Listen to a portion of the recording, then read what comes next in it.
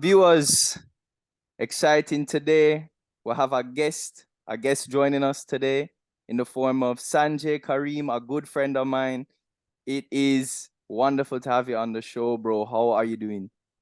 Bro, thanks for having me, man. It's so good to see you, bro. It's been a while, to be honest, bro.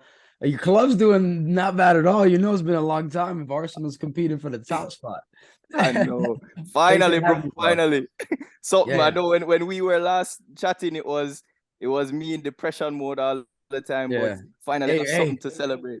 I was hurting too for a couple of years, you know? You were, but you're back now. You're Yes, back. sir. Hey, and then now we're back now. You see, we're in it, brother, in it. We That's can both awesome. celebrate, bro. So, yo, to kind of kick things off, tell the listeners a little bit about yourself and who you are and kind of your relationship with football. Cool. So my name is Sanjay Karim. In the soccer world, they love to call me Sanjinho. You know, I grew up with all the Brazilians. That's my heart and soul. You know, that Ginga that's in all of us. You know what I mean? That's everything. And so I was born in Jersey. I lived in Orlando. Played some ball down there. I was a walk on at USF in Tampa. Back in 2017, we were ranked, I think, seventh best in the nation at the time. Um, and I had actually walked on with a hairline fracture on my foot and didn't tell them. And so within a month or two in, that hairline fracture became a full fracture. So it got released. But following that, I played like some NAIA, and then went on to play USL2, went over to Germany. That ended up being a whole scam. I played some stuff in between, but then I went over pro in Asia and Bangladesh in the Premier League over there, regulated by FIFA and everything. They actually got me dual nationality to go play in those leagues and register me as a local player because they only allowed five foreign players on the team. Had a call up to the national team before COVID and all that. COVID hit, came back with the Cosmos. Cosmos went bankrupt. And then I was down with Orlando City B. They ended up dropped from USL One and became MLS Next. That's when it all began. So they cut me. I was 23 at the time. And so from that point on, I just ended up opening an academy down in Orlando. Called High Soccer Prospects. Was one of the founders there. We had like Roberto Carlos's nephew and a couple other kids. It grew futsal, soccer, and everything. And from there, I started doing private training as well. Went to do the same thing up in Connecticut and New York, and I was still playing at the same time. I was with New Amsterdam FC for a bit, but then they ended up having issues with paying taxes and players. So I ended up head coaching them instead of playing for them. They went from a pro team to two semi-pro teams, and I was head coach of one of the pro teams out in New York. I mean, semi-pro teams in New York. Um, and a guy reached out to me who I used to coach his son in Orlando vacation down at the soccer factory in Maryland. And that's where I was for the last year or so. And I was playing around with the Blast, little MASL stuff, Bobcats and Nisa. So it's all up in the air. I'm still trying to play, but I'm taking care of my mom, coaching, training kids, changing lives with these kids, doing something I also love to do, playing still. So we got aspirations. And I'm sure we'll talk about more. So you know what it's like to be a pro footballer. You know what it's like to coach aspiring pro footballers. What would you say is a typical day in the life of a pro footballer? Bro, I think I'm different. You know what I mean? My mindset and the top level players I think have to be, and I believe I'll get to that level because bro, you have 24 hours in a day. You know what I mean? You got to be able to do more than just football at the same time, which is difficult to say because sometimes you're so engulfed, and I meet players that have been in academy since young levels that almost have no outside life outside of football. And so that ends up actually deterring them from their dreams because now they start getting exposed to all these things as they get older. They've never been experienced new feelings, and they find that more important than them playing ball anymore. You know what I mean? So I didn't come from those ranks. I started playing football so late, so late, so late. And so I came up on my own, learning on YouTube, learning on this, learning on that, playing and getting myself in situations to then, you know what I mean, go D1, go USL2, go this, go pro, go to national team, stuff like that, meeting people, learning. Um, At what age did you start playing? I was 15, bro. Can you imagine? So I was a chess state champion. And then I played chess at a high level in Florida from fourth grade on. I was this chubby kid. My parents from other countries, first time in America, and so my mind, I my first B in school was in high school. You know what I mean? So we were all books, all books, all books. I wasn't allowed to watch Cartoon Network or Nickelodeon, none of that stuff. Till I was in like eighth grade, bro. Track phone until I was like a junior. You know what I mean? So I was real focused on books. And I love watching soccer. I was in other countries visiting family. We watched soccer, but I never played it. I was allergic to all the grass. They wouldn't, you know what I mean? My parents couldn't struggle. So I was chubby playing all this stuff. And then in 11th grade, I went to Haines City High School, and so I mean, all the Portuguese, the Haitians, the Mexicans, everybody's playing, and so they bring their family out. They invited me to come, and I'm playing soccer, with abuela, abuelo, all the cousins, everybody playing around, we're having a great time. No, we're competing, but just having a great time. And I was like, wow, this is it. You know what I mean? I love this game. So I started playing and hanging out with them, having this bond from soccer. And then eventually I was getting a little good. And I had these dreams. I'm like, oh my goodness, I don't want to be behind a desk from 9 to 5. I can go make millions of dollars. Sure, no problem. My goal was to be a lawyer or a doctor or some that typical third world kid dream. And I was like, nah, I'm gonna do the impossible. I'm 15. I'm gonna go play soccer. I'm trying to go pro, and that's where it was from there. So my route was like Sunday leagues, semi-pro teams here and there, getting those tryouts, getting this and this, and then breaking in after learning how to actually play in so many scenarios, so many different situations. I don't think I answered your question, bro. Nah, you did. I mean, bro, to me it sounds like there's a common theme. There's determination. Whatever you're willing to do to make it happen, you're gonna make it happen. Yeah, yeah. That's 100% fact, bro. 100%. Definitely So important. My bad. Go ahead.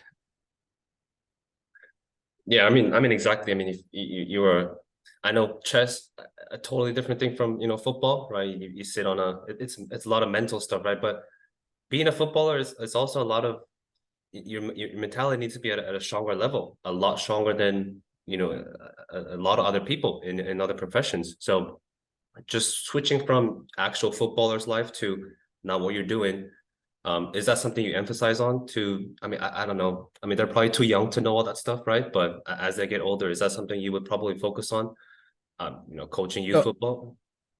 yeah, so in my academy in Orlando, I actually used to make the kids learn chess with me, right? So for chess, growing up, now I was starting to see um this move, and I'm looking 5 moves ahead, and having somebody against me, so I have to imagine every single possibility and every single move on the field. I mean, on the board. And then once this piece is moved, all these possibilities get squashed, and all these new ones pop up, and you're thinking 5 moves ahead, not just face value, right? So it teaches you how to think real in depth and not make those mistakes. Now, I credit chess with everything I've done in my life, especially playing football, all right, playing soccer, because without that, I don't think I would have found a way to efficiently cheat sheet my way in, right? And I spent the hours though. I spent 8 hours, 9 hours, 10 hours every single day. My family would go to Hawaii, go on vacation. I would say, no, I'm going to go down to the field and train.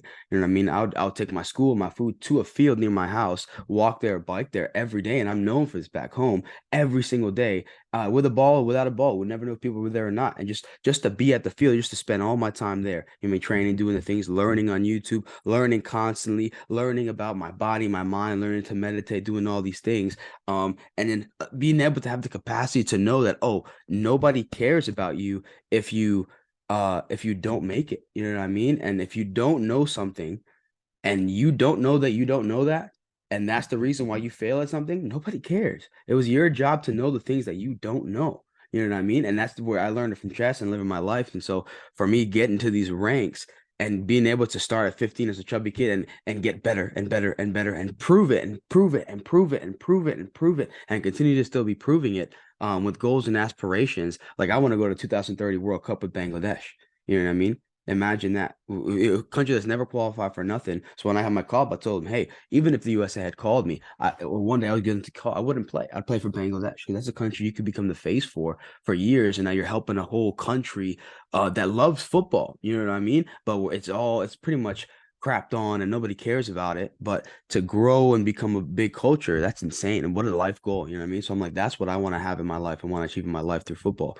And so most people will understand. The thing is, oh, just go kick a ball, go run and kick a ball. And when it comes down to youth soccer, while I have been successful in coaching and training, you know what I mean, making the kids better and also making a little change from it, right? Why they're both successful is because it's a bigger platform, not just to coach the kids and teach them how to run and kick, but how to think and believe. You know what I mean? That's the main thing. Think about all these kids in the world, millions and millions of kids that want to play soccer, even in the pros academies. They have all the skills, except at the top level, all the skills, all the physical ability, all the tactics, whatever you want to think, they have it. What's the difference? Your brain and your heart. What's the difference? Your brain and your heart, this and this. So that's what makes each of us different, even though we're all the same. And so that's why you become the player. They're all different. Messi's a whole different player than Ronaldo. Ronaldinho's a whole different player than Messi and Ronaldo. You know what I mean? Different players, different lifestyle. Ronaldo's in the club, dancing, having 2 wives, doing his thing. You know what I mean? He's on the field, still doing it. You know what I mean? You can see Kevin De Bruyne.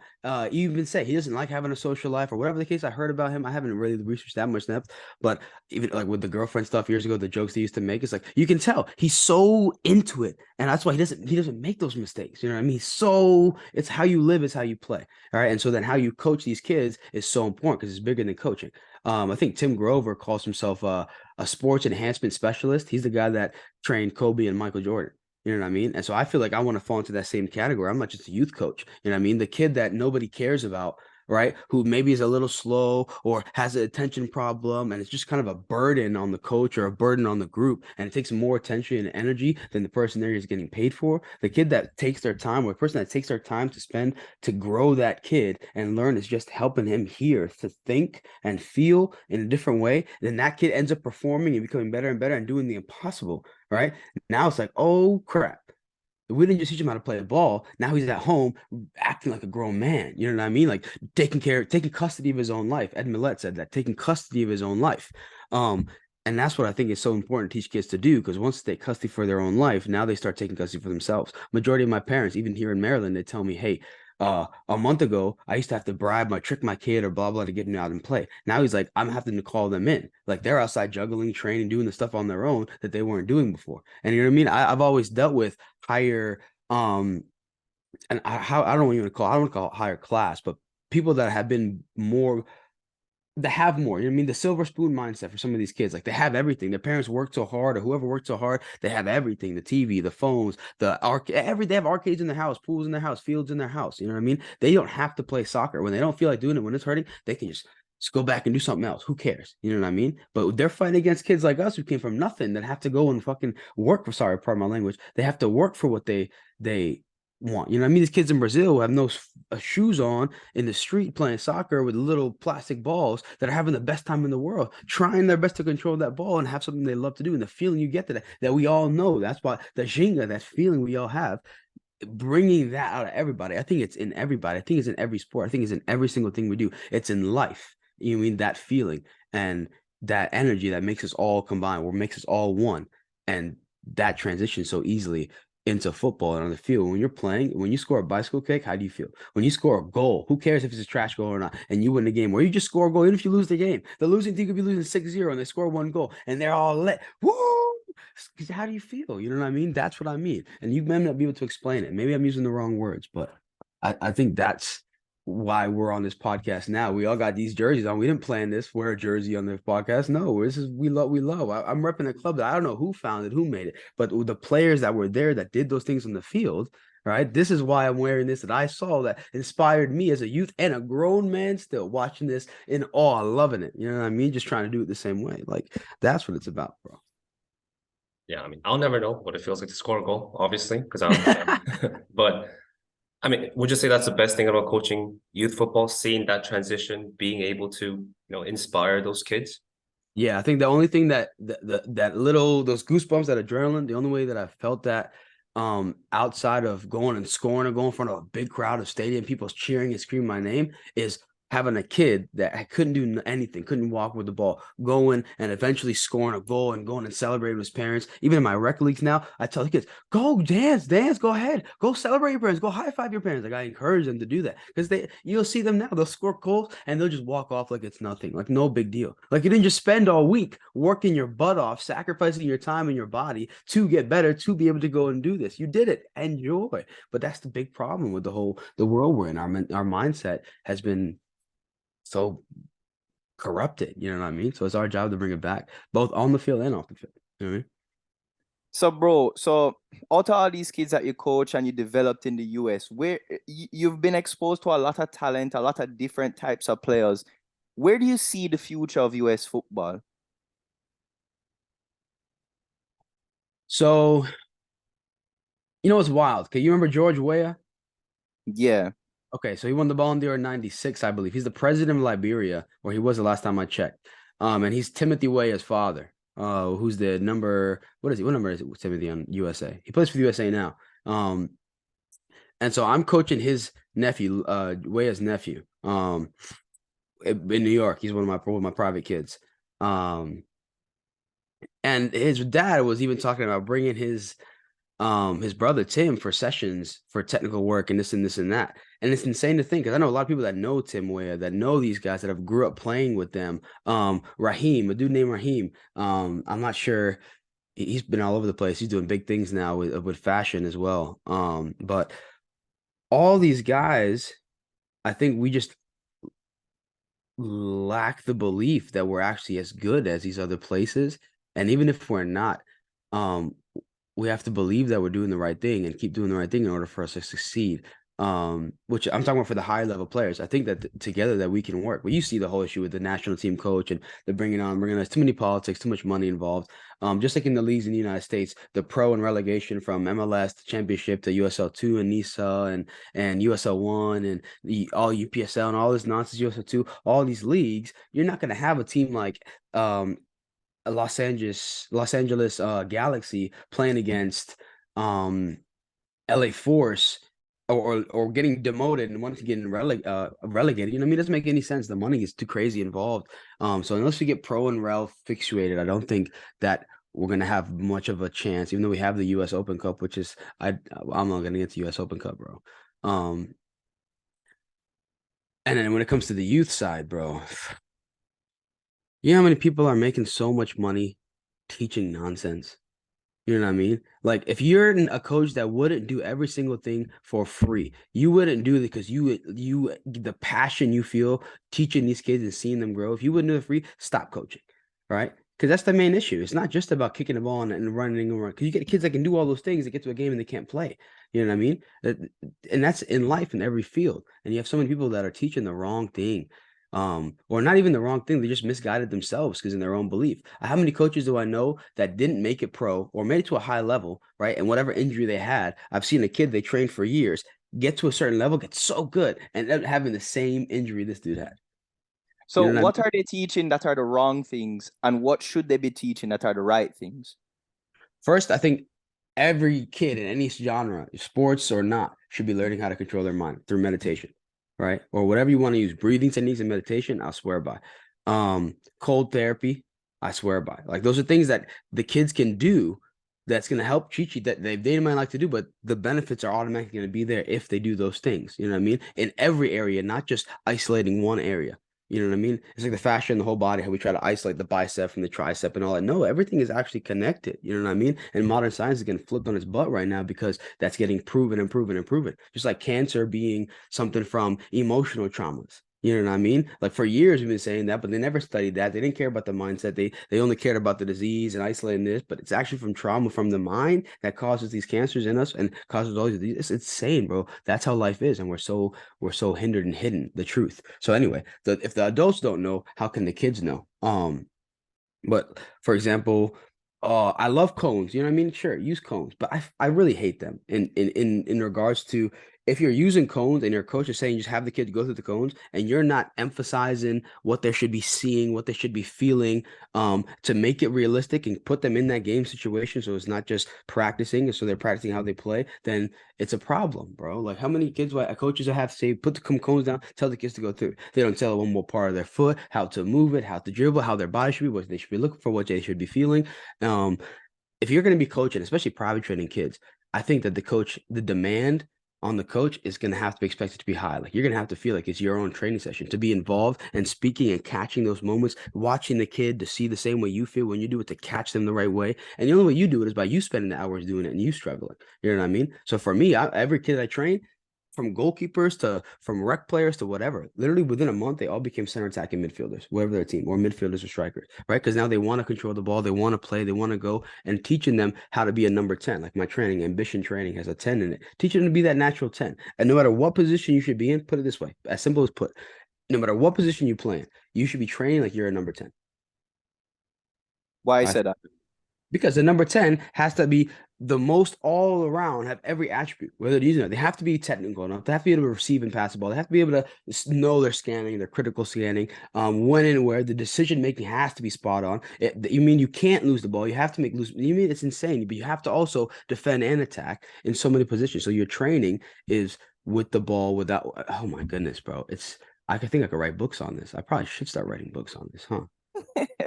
Well, I mean, I do think certainly there is a transition in recent times. I mean, we talk about center backs needing to be able to play, even the keepers, right? Being able to play off on the back, not lose the ball. And for me, I mean, I can attest to what you're saying. The coach is teaching the wrong things because back home in South Korea, what the coaches focus on is just winning the game, right? Because that's what keeps them in a job, right? They're not developing the kids properly. So they tell them, oh, you need to do this, you need to do that, you need to do this in this situation, just so we don't lose, right? But then what you see in the end is they can't think for themselves, right? And that's kind of going back to, training their mind, knowing what to do, even going back to your chess comments, thinking 5 steps ahead. You have to know what to do with the ball, right? You can't be 28 and you have to rely on the coach to tell you what to do next, right? So it becomes very rigid. And that is something that's probably why, we're not one of the best teams in the world, obviously. I mean, barring the physical disadvantages, but I mean, because you mentioned about going to the World Cup with Bangladesh. Do you see, similar issues in that country? And, possibly, I mean, what do they have to do to become even one of the powerhouses in Asia, let alone the world? So right now there's a guy, his name is Oscar Bruzon from Spain. And he's been with a team. He just won his fourth consecutive Premier League title in Bangladesh with Bosundara Kings. And they're like this massive organization. Like they own malls, they own places in Bangladesh, and their team, they keep bringing these big Brazilians, and they have the national players that play in Bangladesh. They're all pretty much on that squad as well. They have that amazing facilities, blah blah blah. And so I guess he's teaching them the right way, and they keep winning and winning and winning. They're one of the best teams. They're easily the best team, and they also compete in the the AFC Cup. You know what I mean? Asian Champions League. You know what I mean? So they compete in that because the best player, they're the best team. So what he's doing is right. Another guy named Mario Lemos, he's going to be involved. He's helping involved with a team named Abahani.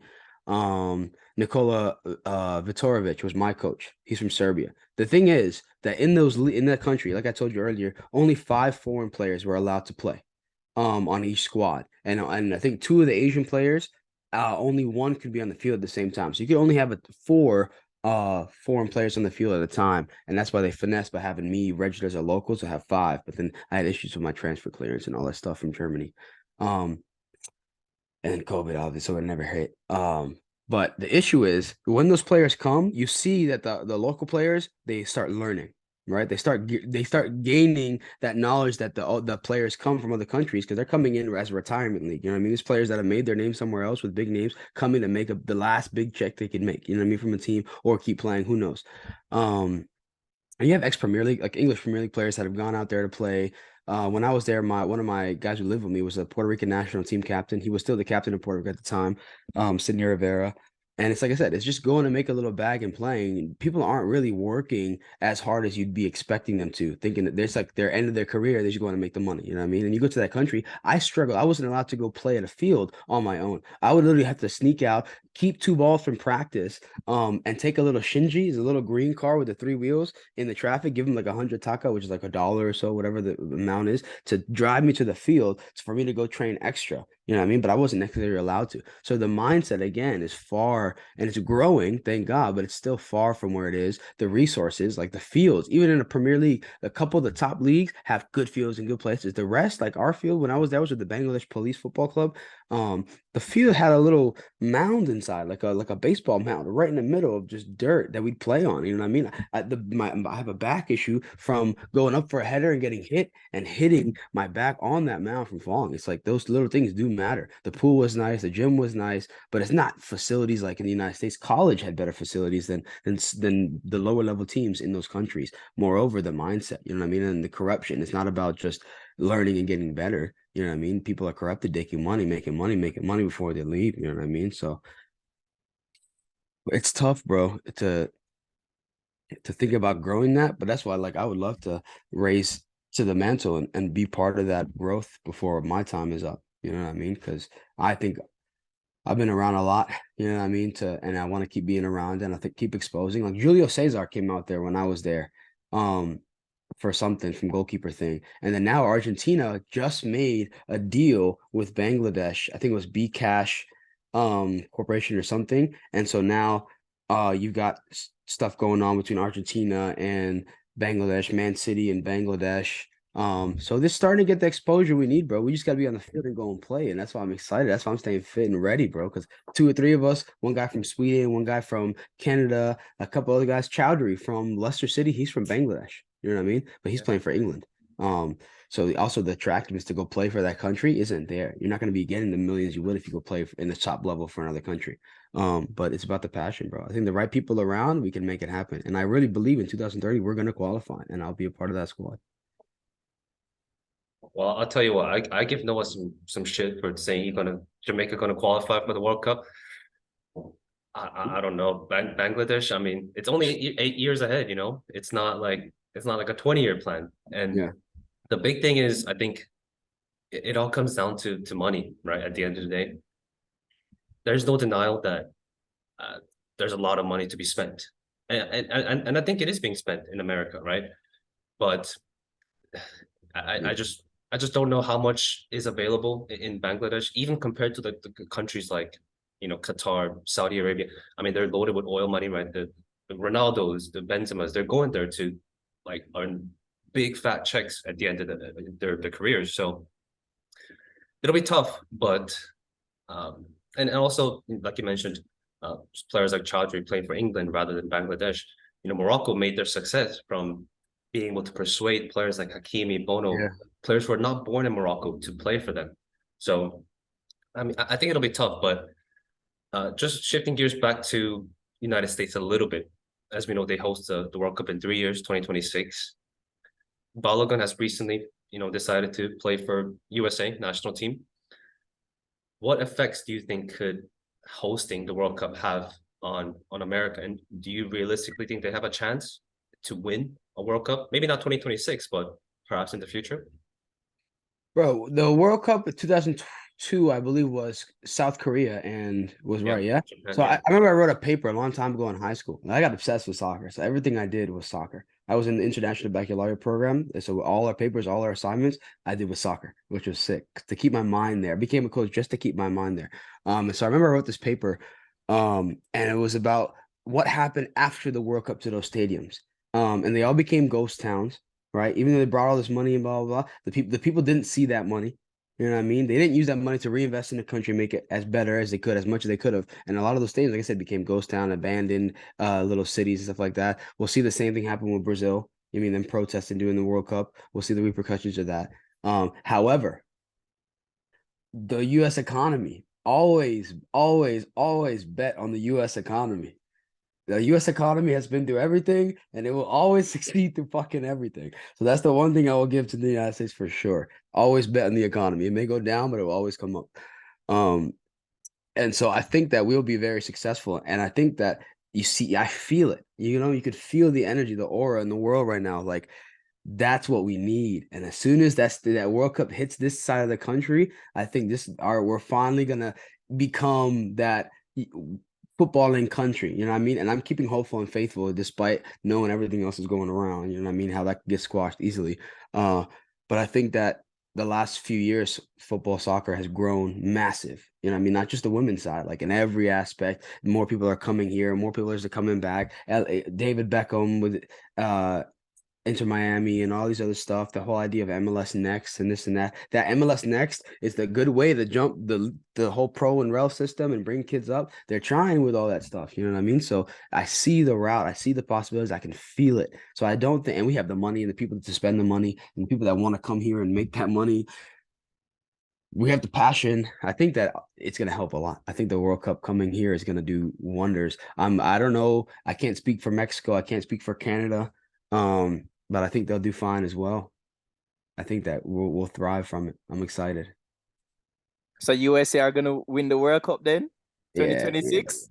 it's coming home. Oh man. Bro, I No, can't second that one. remember, nah, I don't think the USA gonna win shit for a while. But dude, the World Cup's expanding, right? So aren't they making it 24 teams and then 36 teams or something like that, or 48 teams? It's 48 now, yeah. So imagine in 2030. Maybe there is then. Maybe there is a chance for real. And you spend Ronaldo is bringing all this credit to the Middle East, right? You know what I mean? He's going to be playing in the Asian Champions League against that team, Boston Kings. You know what I mean? So I'm trying to, like, I'm friends with Oscar, the head coach there on Facebook, and I have him Instagram and all that stuff. So I'm trying to get him to sign me so I can go to the Kings. I want to go play against Ronaldo in the Champions League in Asia. I don't care. It's the Champions League, right?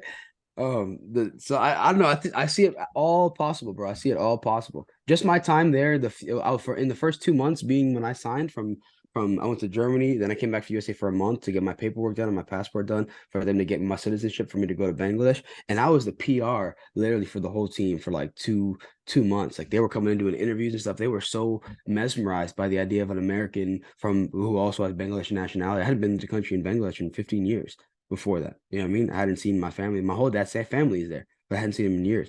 So I think that if we get more people, especially more Bengalis, there's a kid in Philly Union playing for US U17 US national team. I forgot his name, but he's from Bangladesh as well. He just did an interview the other day. So if we get the guys, I don't see why not. You know what I mean? If somebody's gonna see the dream that I see, that vision that I see, and want to invest, or I'm gonna be rich enough to invest myself in it. You know what I mean? So my plan is to coach there as well one day. If we can't win it as a player, I'm gonna win it as a coach, but we're gonna win something. There we go. That's the mentality right there. The mindset you've been talking about. 100, bro. Every day I read that. Every day I see that. 100. Yeah, bro. So kind of just to wrap up or anything, any final thoughts? When's the last time you played some soccer, bro? Bro, I try to get as much time as I can in, but you know, I'm retired nowadays. But you know, I have to shake off the rust and go teach some people a couple things, you know. Yeah, Usually 100. on the weekends. Usually. I'm gonna try to get one in maybe tomorrow if I can. Bangladesh versus Jamaica, who wins in 2030? Bro, come on. You know the side right here? Yeah, Arsenal. Fourth place. Fourth Nah, place. bro. Nah, Jamaica, bro. Come on. I respect it. But maybe when you get on the team, maybe I change my mind. I remember I said 2030. I'll be there. 2030, you guys will may beat us. Yeah, I think we're gonna do great. I'm excited. Just remember, we said it here, bro. This is what manifestation looks like. We said it right here. That's all we have time for today. Guys, thanks for tuning in as always. We hope you enjoyed your time with us. Remember to subscribe, to leave comments, and share with your friends. Follow us on social media at FOTBpod. Don't forget to leave a review, rating, and most importantly, don't forget to turn on those notifications. Join us again next time as we discuss the highly anticipated upcoming Premier League action. Thanks again as always. See you then.